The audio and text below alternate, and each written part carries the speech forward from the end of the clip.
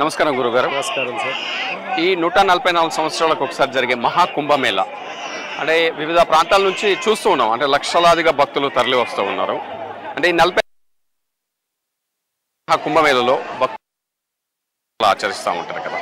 అంటే ఇక్కడ త్రివేణి సంగమం గంగా యమున అంతర్వాహినిగా సరస్వతి ప్రవహిస్తుంది. అంటే ఇక్కడ ఈ మహాకుంభమేళ జరిగే ఈ 45 రోజులలో ఆ పుణ్యస్నానం చేస్తే వచ్చే పుణ్యం ఏంటి భక్తులకు, అలాగే ఇక్కడికి వచ్చి ఏం చేయాలనేది మా తీర్థయాత్రల ప్రేక్షకులకు అందించాలి. ఈ యొక్క ప్రయాగ స్థలం అనేటువంటిది మన హిందూ ధర్మంలో చాలా పురాతనమైనటువంటి క్షేత్రం. ఎన్నో గొప్ప యజ్ఞాలు యాగాలు బ్రహ్మతో పాటు సమస్త ఋషులు కలిపి చేశారు. ఆ చేసినటువంటి యొక్క స్థలాన్ని ప్రయాగ్గా మొట్టమొదటిగా యజ్ఞం చేసినటువంటి నేలగా తెలియజేస్తున్నారు. ఈ ప్రయాగులు ఈ గంగా యమున సరస్వతుల యొక్క సంగమం. గంగా యమునలు మనకు ప్రత్యక్షంగా కనబడుతున్నాయి, సరస్వతి అంతర్వాహిని రూపంలో కనబడుతోంది. ఈ త్రివేణి సంగమం దగ్గరికి వచ్చేటువంటి యొక్క జరిగే కుంభమేళాలో ఈ కుంభమేళా అనేది 12 సంవత్సరాలకు ఒకసారి జరుగుతుంది. దేవతలకి సంవత్సరానికి ఒక రోజు. అందు గురించి 1954 సంవత్సరంలో మొట్టమొదటిగా కుంభమేళా అనేటువంటిది ప్రారంభమై ఇప్పుడు 2025 సంవత్సరం మళ్ళీ కుంభమేళా అనేది మళ్ళీ జరుగుతోంది. ఇప్పుడు వచ్చింది 144 సంవత్సరాలు కుంభమేళాగా మనకి ధర్మంలో తెలియజేస్తున్నారు.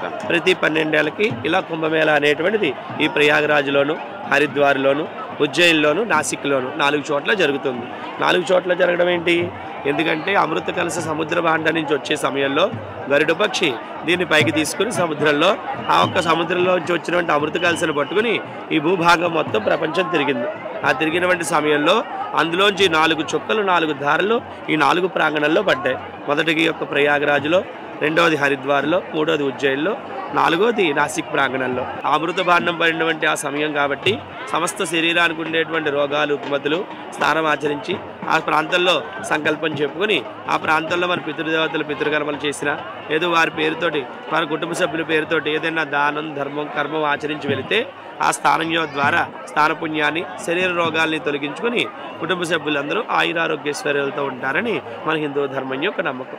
అందుకని ప్రతి భక్తుల్ని అవకాశం ఉన్నప్పుడు మనకి పుష్కరం అనేది 12 రోజులు చేస్తాం, కానీ కుంభమేళా అనేది 45 రోజులు ఆచరిస్తారు. గురుగారు, ఇంకొక చిన్న ప్రశ్న. ఈ 45 రోజుల పాటు జరిగే ఈ కుంభమేళా అంటే ఎన్ని రోజులు విశిష్టత ఉంటుంది? కుంభమేళా అనేటువంటి ప్రతిరోజు కూడా చాలా విశిష్టతే. అందులోనూ దీంట్లో మన స్వామీజీలు మన గురువులు దీనికి విశేషంగా ఒక 6 స్థానాలు తెలియజేశారు. అందులో మొదటి స్థానం ఉత్తరాయణ పుణ్యకాలం వచ్చినప్పుడు మకర సంక్రాంతి రోజున, రెండవది మౌళి అమావాస్య రోజున, మూడవది వసంత పంచమి రోజున, 4వది రథసప్తమి రోజున, 5 మాఘ పౌర్ణమి రోజున, 6వది మహాశివరాత్రి రోజున మనకు విశేషంగా తెలియజేస్తున్నారు. ఈ 6 రోజుల సమయాల్లోనూ ఈ యొక్క స్థాన ఫలితం విశేషంగా 10 రెట్లు ఫలితం ఎక్కువగా వస్తుందని, అందులోనూ మౌళి అమావాస్య రోజునైతే మనకి అమృత భాండం పడినటువంటి రోజుగా అమృత స్థానం కదా అని మనకి తెలియజేయడం జరిగింది. ఈ 6 స్థానాలు దానికి విశేష ఫలితాలు వస్తాయనేటువంటి భావన.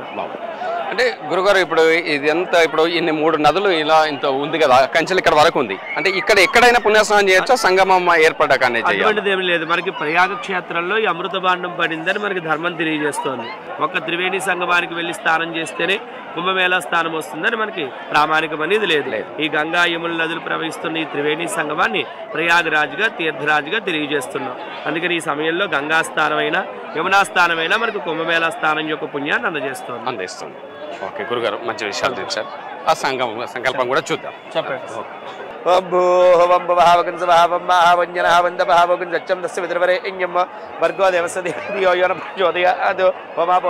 సమృతం బ్రహ్మభోద్భవస్సురో మమ అనుకుని నమస్కారం చేసుకోండి. పరమేశ్వర బుద్ధిస్య పరమేశ్వర ప్రీత్యర్థం శుభాభ్యాం శోభనమూర్తి శ్రీ మహావిష్ణురాజ్య ప్రవర్తమానస్య అద్య బ్రహ్మణ ద్వితీయపరార్ధే శ్రీ శ్వేతవరాకల్పే వైవస్వత్మన్మన్మే జంబోద్వీపే భరతవర్షే భరతగండే. కొద్దిగా నీళ్ళు దోసుడితో పట్టుకోండి.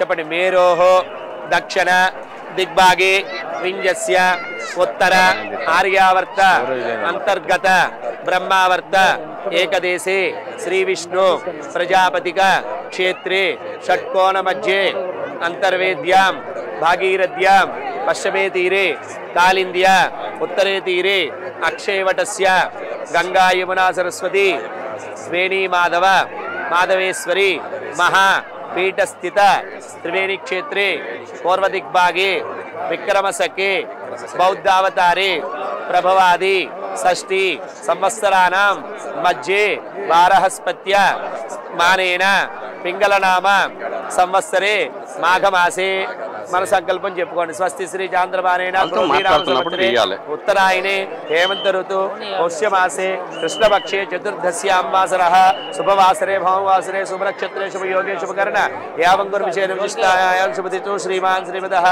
గోత్రం, మీ పేరు, భార్య పేరు, పిల్లల పేర్లు.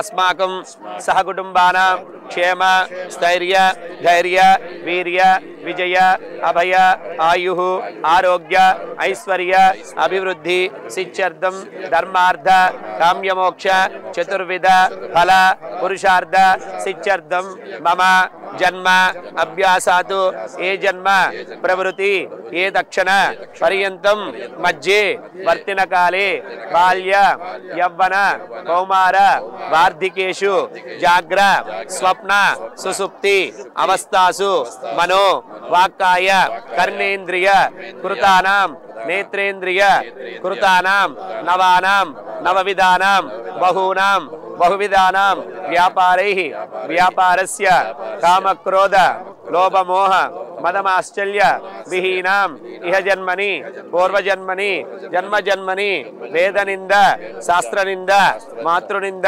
पितृनिंद गुरुनिंद तीर्थनिंद आचार्यनिंद ब्राह्मणनिंद अतिथिनिंद साधुनिंद सन्यासिनिंद बालनिंद आत्म निंदादि परद्रव्य अपहरण परद्रव्यादि निंदारोपण अकाल दंतधावन अकाल स्थान अकाल भोजन अकाल शयन अकाल क्षुरकर्म नग्नस्थान सुरापान नित्यकर्म पूजादि संध्यावंदन त्यागादि मातृपितृ तिरस्करण गोविक्रय रसविक्रय कन्या विक्रय बालदाडन बालचेदन शिशुभक्षादि कीटकादि संहरण नदी तीरे नदी मध्ये मलमूत्र विसर्जन इत्यादि समस्त अकर्णिक अस्पर्श दोष निवारणार्थं मम आत्मनकृत कायक वाचक मानसिक सांसर्गिक ज्ञात अज्ञानदश्च परप्रेरण यावनय समस्त अकर्णिक अस्पर्श दोष निवारणार्थं एवं श्रीराम स्मरणेन जपोहतु न संशय श्रीराम श्रीराम श्रीराम राम राम राम. प्रयाग क्षेत्रे गंगा यमुना सरस्वती त्रिवेणी नदी तीरे महाकुंभ मेला चतुर्दश दिवस पुण्य समय काले त्रिवेणी नदी स्थान फल प्राप्ति सिद्ध्यर्थं स्थान संकल्प शरीर शुद्धि प्रायश्चित्त संकल्प अहम करिष्ये. గురుగారు, అంటే ఇక్కడ మహాకుంభమేళ ప్రయాగరాజ్లో జరుగుతుంది. ఎక్కువగా తెలుగు రాష్ట్రాల నుంచి భక్తులు వస్తూ ఉంటారు. ఇక్కడికి వచ్చి అంటే సంకల్పం చెప్పుకోవడానికి పూజలకు అంటే మన తెలుగు వారు ఇక్కడ ఉన్నారా? ఉన్నారండి. మన తెలుగు వాళ్ళు ఇక్కడ ఉండేటువంటి వాళ్ళు ఒక నలుగురు ఉన్నారు. ఈ నలుగురు ఆధ్వర్యంలోనూ మన తెలుగు వాళ్ళు మన ప్రాంతం నుంచి వచ్చి ఇక్కడ ఉంటూ కార్యక్రమాలు పురోహితులు చేయించేటువంటి వాళ్ళు ఒక 10-15 మంది దాకా మీకు ఎప్పుడూ కూడా ఈ యొక్క ప్రయాగరాజులో ఉంటారు. గురువుగారు కృష్ణశాస్త్రి గారు, చారి సుబ్రహ్మణ్య శాస్త్రి గారు, మయ్యన్ బాబు గారు, జగన్నాథ్ శాస్త్రి గారు వీళ్ళ ఆధ్వర్యంలో వారి దగ్గర పురోహితులు పనిచేస్తూ కార్యక్రమాల క్రతువులని చేస్తున్నారు. నా పేరు వచ్చి అడవిలి చంద్రశేఖర్ ప్రవీణ్ శర్మ. నేను 12 సంవత్సరాల బట్టి గురువుగారు కృష్ణశాస్త్రి గారు, వారి కుమారుడు మయ్యన్ బాబు గారి ఆధ్వర్యంలో మన తెలుగు వారికి యాత్రికులకు పూజా కార్యక్రమాలు చేయిస్తున్నారు.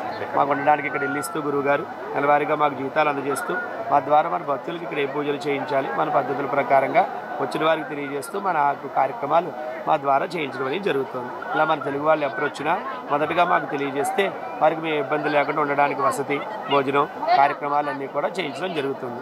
వారి తిరగడానికి, చూడడానికి ప్రయాగలో ఉండవలసినటువంటి ప్రాంతాల్లో అవి తీర్థయాత్రల సమయాల్లో మామూలు సమయంలో కూడా గైడ్స్ వారిని కూడా ఇవ్వడం జరుగుతుంది. రూమ్స్, వెహికల్ అవి కూడా ఏర్పాటు చేయడం అనేది జరుగుతుంది. కానీ ముందుగా మాకు తెలియజేయాలి. మన ప్రాంగణంలోగా నదీ తీరానికి వచ్చి అక్కడ మనకి ఎవరో ఒక బ్రాహ్మణులు దొరుకుతారు చేసుకుందామని వస్తే ఈ ప్రాంతానికి మోసం ఎక్కువ.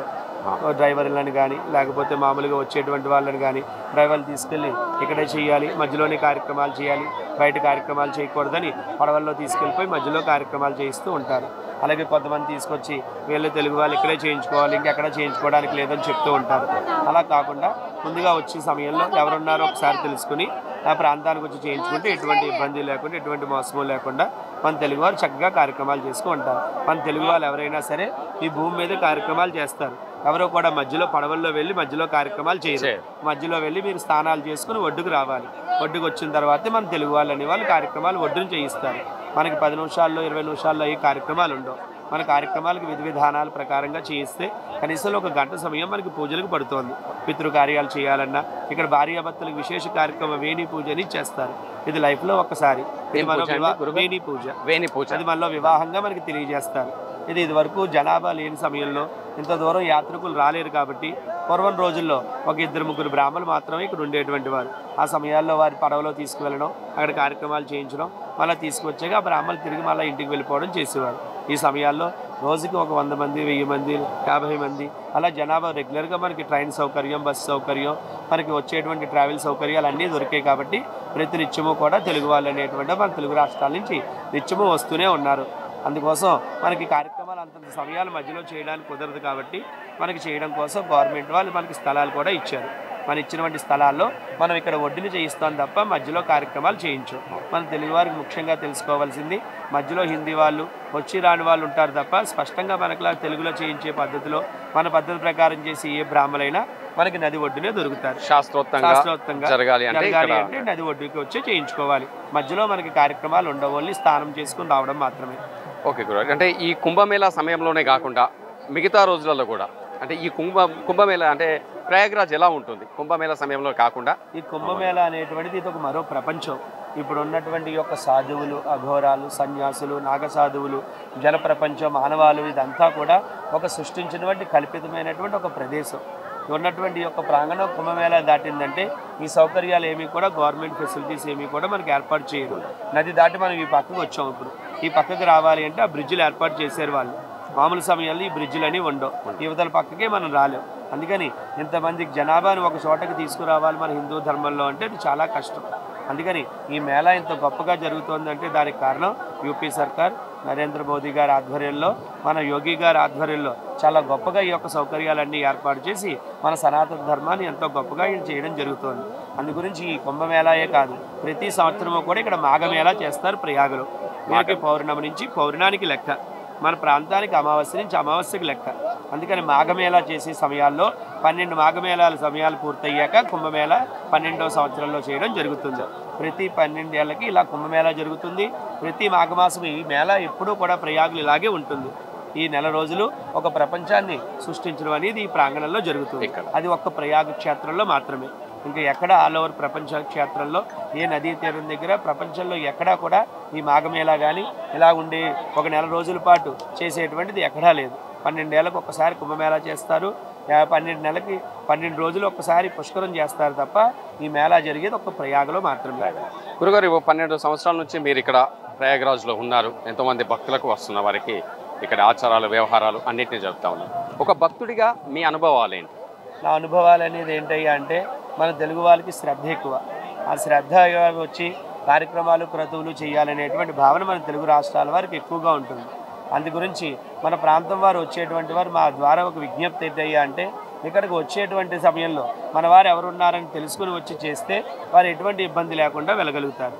తెలుసుకోకుండా వస్తే చాలా ఇబ్బందులు అనేవి పడతారు. మొదట్లో మేము వచ్చినప్పుడు కూడా అక్కడికి రావడం, ఆటో వాళ్ళని అడగడం, వారు అక్కడికి తీసుకువెళ్ళడం, అక్కడ ఏదో మధ్యలో స్నానాలు చేయించడం, అక్కడ ఎవరినో ఒకళ్ళు పురమాయించడం, వాళ్ళ ద్వారా చేసుకోవడం, 4 చోట్లకి తిరగడం, ఇలా వెళ్ళడం అనేది జరిగింది. 2-3 సంవత్సరాలు అయిన తర్వాత అసలు ఇక్కడ అనుభవం వచ్చిన తర్వాత అసలు ఇక్కడ ఏమున్నాయి ఏంటి అని తెలుసుకుంటే మన వాళ్ళందరూ చాలామంది ఉన్నారు తెలుగు వాళ్ళు. అసలు ఎవరు ఉన్నారనేది తెలుసుకుని మనం రాగలిగితే ఎటువంటి ఇబ్బంది లేకుండా వెళ్ళగలుగుతాం. తెలుసుకోకుండా వస్తే చాలా ఇబ్బంది పడతాం. సరే గురుగారు, మౌని అమావాస్యను పురస్కరించుకొని అంటే పెద్దలకు తర్పణాలు వదులుతారు కదా, దానిలో ఉన్న ఆంతర్యం గురించి? అంటే పితృదేవతలు కూడా దేవతా స్వరూపులుగా భావన. అందు గురించి మనం ఎలాగైతే ఆహారాన్ని స్వీకరిస్తామో పితృదేవతలకు ఆహారం అంటే జలము. అందు గురించి ప్రతి అమావాస్య రోజున జలతర్పణం చేసినప్పుడు పితృదేవతలకు ఆహారాన్ని అందజేస్తూ ఉంటాం. అందుకని ప్రతి అమావాస్య రోజున కూడా పితృదేవతలకి తర్పణములు ఆచరించమని చెప్తోంది మన ధర్మం. అందులోనూ వచ్చేటువంటి యొక్క మౌలి అమావాస్య, అలా వచ్చేటువంటి మనకి పితృపక్షాల్లో వచ్చేటువంటి అమావాస్య, ఇవి చాలా విశేషమైనటువంటి అమావాస్యలు. అలాగే సోమవతి అమావాస్య, సోమవారం వచ్చేటువంటి అమావాస్య, ఆ సమయాల్లో పిండ ప్రదానాలు, దానం, ధర్మం పితృదేవతలకు చేస్తే పితృదేవతల యొక్క ఆశీర్వచనం ఉన్నప్పుడు వంశాభివృద్ధి, గోత్రాభివృద్ధి పెరుగుతుంది.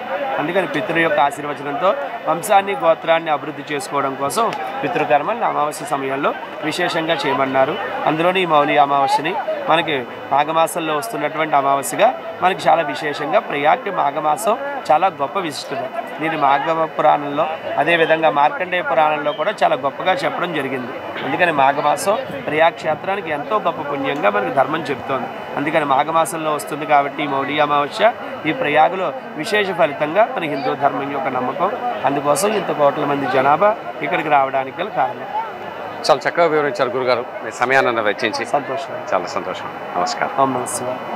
తీర్థయాత్రల ప్రేక్షకులకు ఇక్కడ కుంభమేళా, మహాకుంభమేళా జరుగుతున్న ప్రయాగరాజ్లో ఎంతో చక్కగా ఇక్కడికి వచ్చిన వారందరికీ కూడా ఇక్కడి పూజా విధానాల్ని, ఇక్కడి సంకల్పాలని, పెద్దలకు ఇచ్చుకునే ఆ తర్పణాల గురించి గురువుగారు చాలా చక్కగా వివరించారు. ప్రయాగరాజ్ వచ్చి ఇక్కడి కుంభమేళా సమయంలో కాకుండా మిగతా సమయంలో కూడా ఇక్కడికి వచ్చిన భక్తులందరికీ కూడా మన తెలుగు వారందరికీ అందుబాటులో ఉంటారు. మీరు వచ్చి ఇక్కడ ఈ గురువుగారిని సంప్రదిస్తే మనకి ఇక్కడి పూజా విధానాల్ని ఎలా చేయాలో కూడా చక్కగా వివరిస్తారు. అందరికీ నమస్కారం.